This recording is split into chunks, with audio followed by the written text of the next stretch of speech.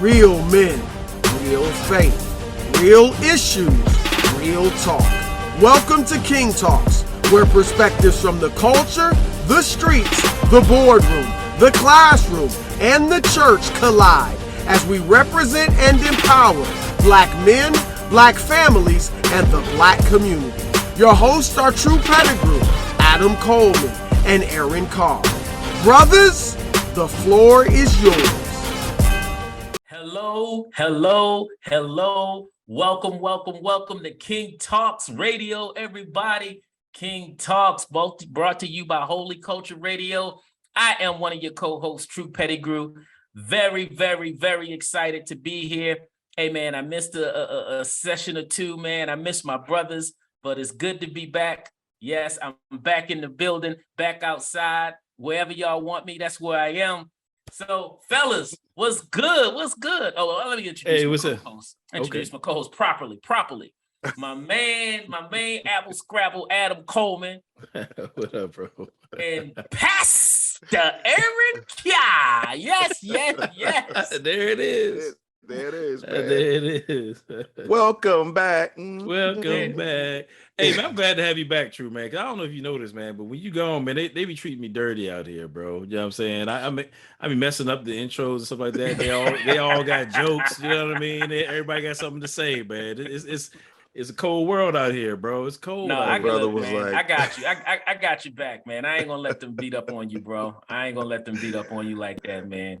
But I'm glad to be back. Especially Al, especially. Oh, that producer dude? Yeah. Man, see, all he gotta do is push buttons, he man. kept the Come receipts. on, He man. kept the receipts, brother. This brother was like, real men, real love. I'm talking about real love. I'm searching for real love. He's stupid. Al put him out there like that, bro. Yeah, man. It's gonna show up on a bloopers reel somewhere, man. I'm trying to tell you. I already know. Hey, well, let me go ahead and make it official, man. King Talks Radio brought to you by Holy Culture Radio, where it's real men, real faith, real issues, and real talk. You know what I'm saying? That's what we all about, man. That's what we real all about. love. That's what he said. See? Hey, look, Adam, be your own people, man. Hey, I gotta be me, man. I can't be nobody but me. You know what I'm saying? That's all I can do. Hey, fellas. All right, so as always, man, y'all know y'all my brothers, and y'all know y'all always help me out when I got things that I'm struggling with, man. Some things that's causing a lot of angst in my life, and things that I may even go and use a clinical term and say it's causing me some vicarious trauma. You know what I mean? The things that I'm seeing and experiencing on Al Gore's internet, man, it's got me. Right. It's got me a little upset, bro. Like, real talk. You good, bro? What's good, man? What's happening with you? All right, so couple things. So I'll start off with, this is going to be the question of this segment, right? Are we experiencing a desensitization of America? And what I mean when I ask that, are we just so numb to the tomfoolery that's going on across this country that it don't even bother us no more? We're not even up in arms about it. We like, yo, okay, whatever. So what's next, man? We watching the game and we're gonna get some wings. And I'm talking about things that should be a big deal that, to me, cats don't even seem to be tripping over. Like, have we just become desensitized to hurtful and harmful choices, acts, decisions, and behaviors? So one example that I want to offer up is, I don't know if y'all heard about this mock slave auction that took place in high school in Yuba City, California. Yeah. Where Black male students participated to be the slaves, the representatives of slaves in this mock slave auction with their white peers, their white student athlete counterparts. And so I remember sharing this with some folks, because I'm hot as fish grease, right? When I see this, and I'm sharing this with some folks, and they're like, "Oh wow, that's crazy," and just like, that's it. Like, it kept it moving. That bro's like, what? Wow. All right. He gave you one of those, like, what? Yeah. So help me. Is it me? Am I just, overly emotional and too sensitive, like to stuff like this? Are they just like, True, you just making a mountain out of a wasp nest? What do you call that thing? A You know what I'm molehill, saying? sir. Thank you. Molehill. Yeah, right. Am I making a bigger deal out of it than it should be? Nah, I honestly don't think you are. I think that response of, oh, okay, what, and then move on to the next conversation is because it's so much of, depending on how much you look on social media and the news, depending on how much you view it. I remember we talked about the desensitization of America when the computer game Doom came out. Right. And then when, Grand Theft Auto came out and Mortal Kombat came out and rap music came out and you all was these chopping cats' heads off in Mortal Kombat. And you know what I'm saying? Mortal Kombat was wild, a bloody head in your hand, and it was just like, you know what I mean? And you watching this, huh? you know what I mean? And so, like, you remember your grandparents just said, we living in the last days.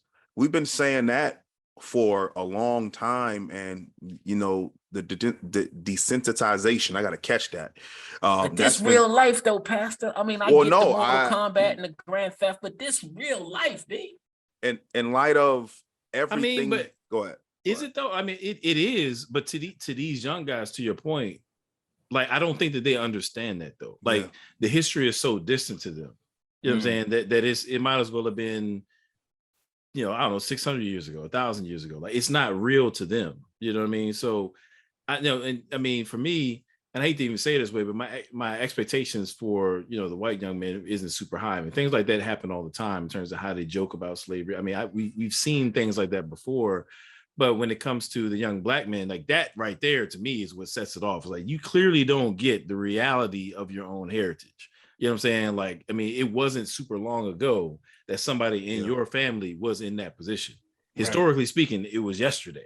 You know what I mean? Yeah, and I think those are the kind of things this was cool to do. Like, you thought it was funny.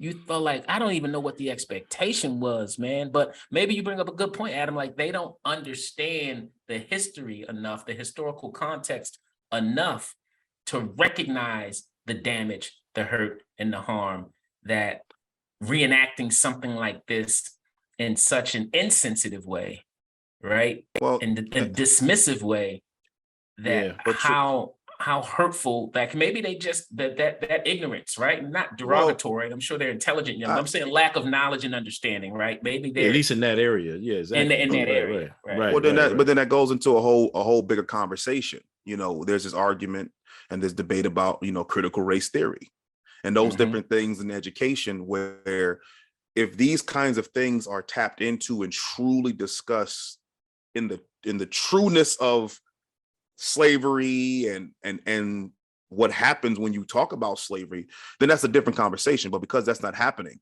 because slavery is a skim over, a cliff note in your book, is that not happening? And maybe in the schools, because look, we know it's like you can't even have a conversation about diversity in the state of Florida, like at all, right? They've outlawed, like, that's crazy to me that you could even outlaw that, right? In an entire state, private practice, private business, like, you can't even have a conversation around teaching diversity. But are we not teaching it at home? And I don't know these young men. I don't know their parents. I suspect, yeah. So well, let me just start there. I don't know what happened to them when they got home, right? Yeah. I don't know if their parents was like, boy, what in the, you know what I'm saying? Yeah.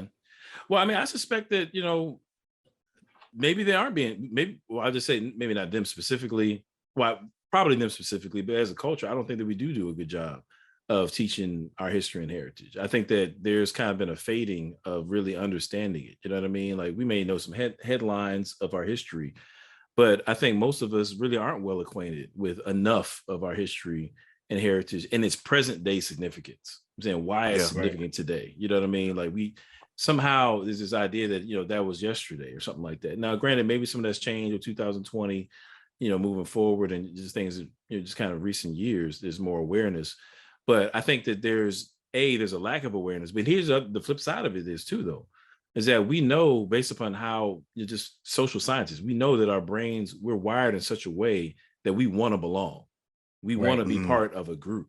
Is that we don't want to be loners, generally speaking. What's your And boy, so when you have Maslow talked about that? Oh yeah, Maslow's hierarchy of need, right? Yeah. So when it comes to to put it shortly, those young Black men, if they're in a context where they feel like these are the kind of things that we had to participate in order to belong, that's a very powerful, just a very powerful force to cause people to do things that they probably shouldn't do. You know what I mean? Wanting to belong.